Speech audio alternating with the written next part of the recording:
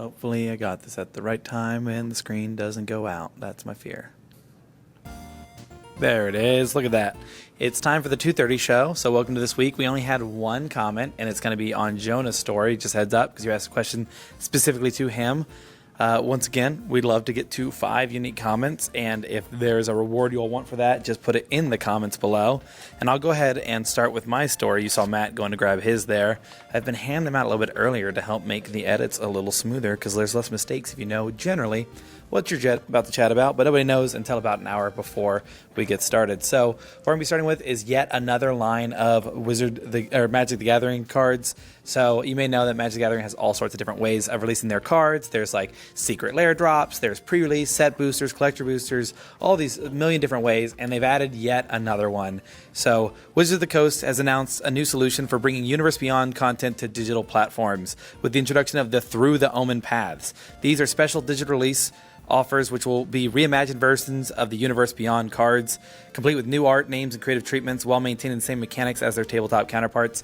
Honestly, I'm pissed these are only digital. I will, honest to God, probably proxy these, because the essential thing that I think they have a problem with is this is going to be for cards like the Spider-Man will be the first Through the Omen Paths collection.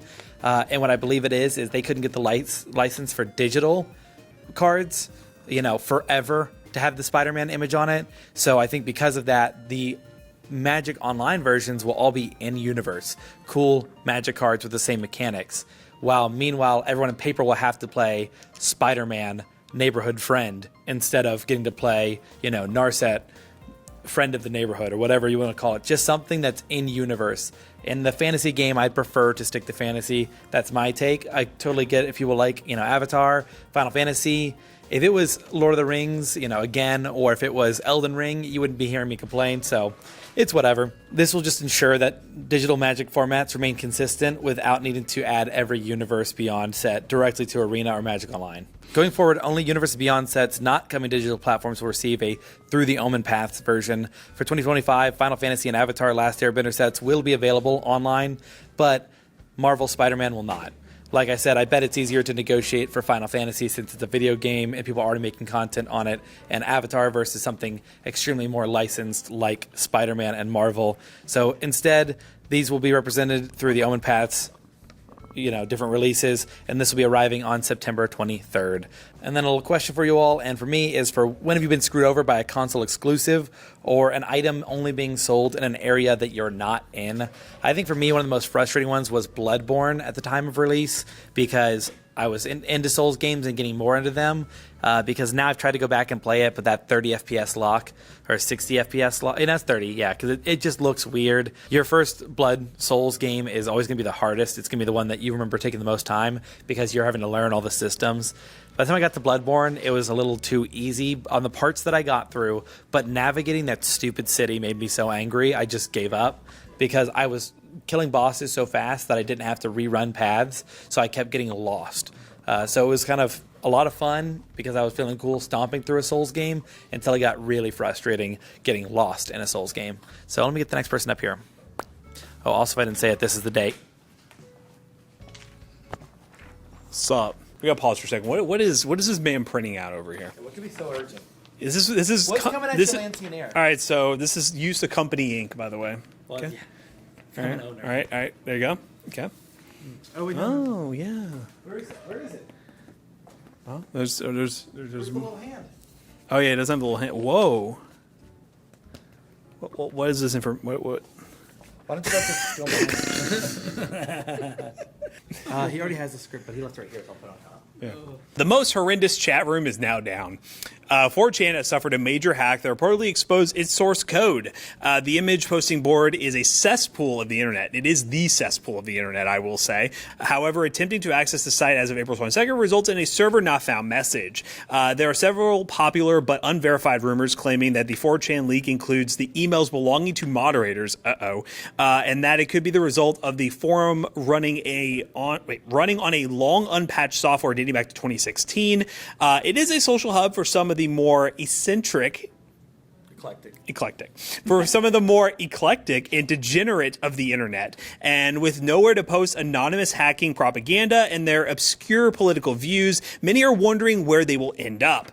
Were you ever an active member of a forum or a site outside of YouTube? I guess I'm kind of active in what like a community Discord that's not YouTube related. Be part of it. I'm mostly just like anything that you're like would be an interesting fact, that a site that you're more active on than So I am a part of a bunch of like forums for sports, Kentucky sports. Shout out KSR Plus. I am active in there, and then I also am in a Discord. It's like a paid Discord for insider news and stuff like that. So I'm in both of those. So what about that hot women forum that you're on? That hot women forum. You have to tell people when you move into a neighborhood. Yeah.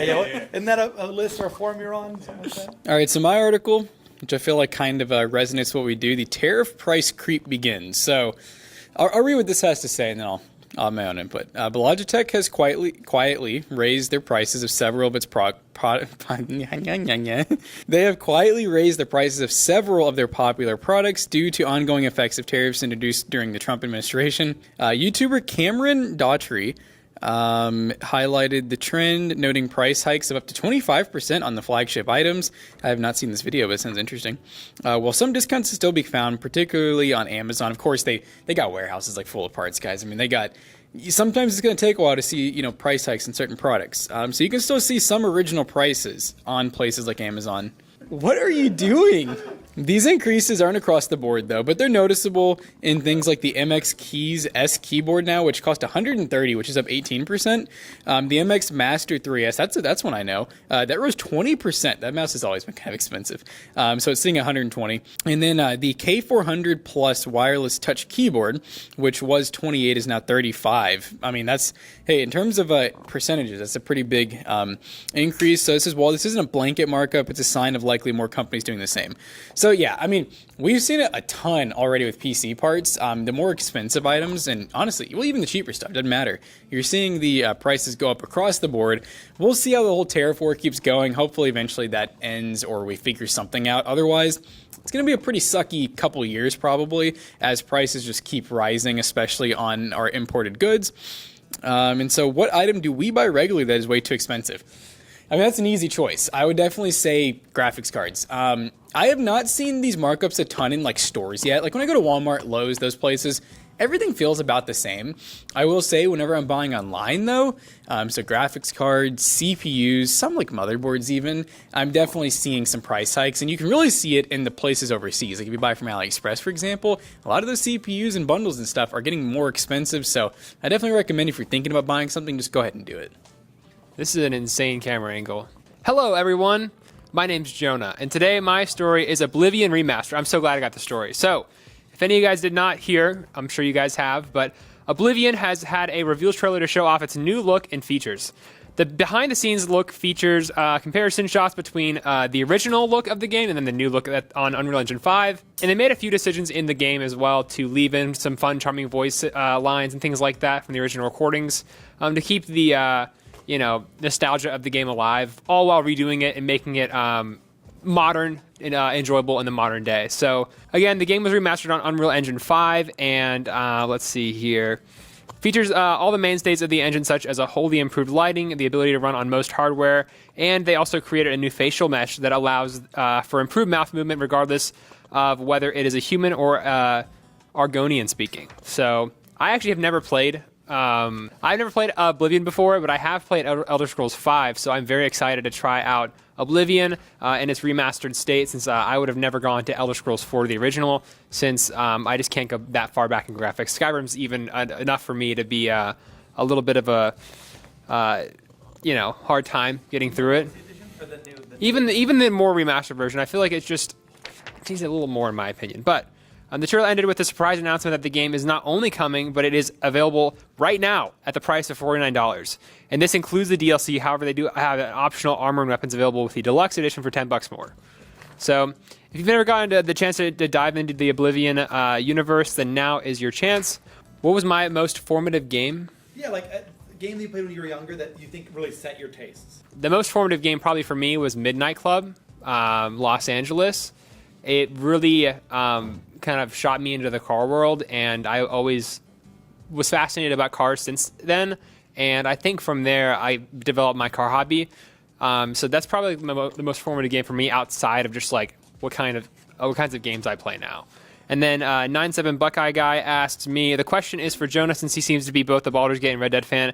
If I only have time to play one of these games, which two would I choose? So they're both definitely different games. If you like the ability to create your own story and you like the option games where you can kind of choose how you want the story to go, I will say Baldur's Gate 3 definitely wins in that aspect. But in terms of cinematic masterpiece and like the story as a whole, I think the story in Red Dead 2 is like top notch. And storytelling game, if you want to like have a nice experience, I'd say Red Dead 2. Just kicking back and relaxing, and then just kind of making your own story. Baldur's Gate 3. Yeah, no, I feel like the difference is like sometimes I want to play Geralt of Rivia, and sometimes I'll play my own character. It's like some games I'm role playing somebody. I'm role playing as a character, and other times I'm role playing whatever I want. Yes. And those two are very different. Do you all remember how I normally out this? Do you know? No. Do you know? Okay, do your best attempt at what I normally do. What do you think I do? Don't fucking be mean. I can see in your face you're about to be an asshole. Guys, that was it. Jackson's story was the most mid one yet, but... All right, guys, so that was the 2:30 show. Hope you guys enjoyed. Leave a comment down below for next week. If you're mean. Ask a bunch of questions. Cal's just going to shoot me. If you're mean. If I'm mean. Ask a bunch of questions down below. We may or may not answer them. Actually, please do, because we need more comments. Subscribe. Jenny got something to say? Subscribe to Toasty DIY, too. We're trying to move people off platform. That's crazy. We should get our Twitch. Yeah, I don't think I do anything else, honestly. Peace.